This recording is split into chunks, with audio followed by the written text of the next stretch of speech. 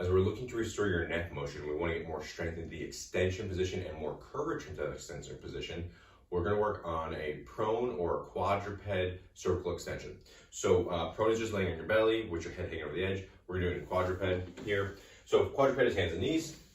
And in this position, remember, we always want to have our low back kind of hanging and soft.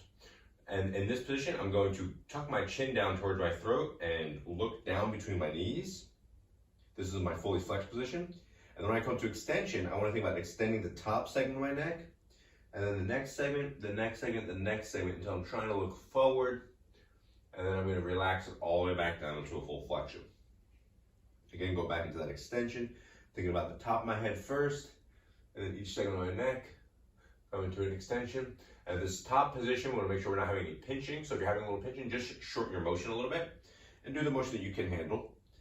And we can just work on a cervical extension exercise, repeated motion. We're trying to get some of that curvature back into your neck, either in that hands and knees position or laying on your belly with your head hanging over the front of the bed.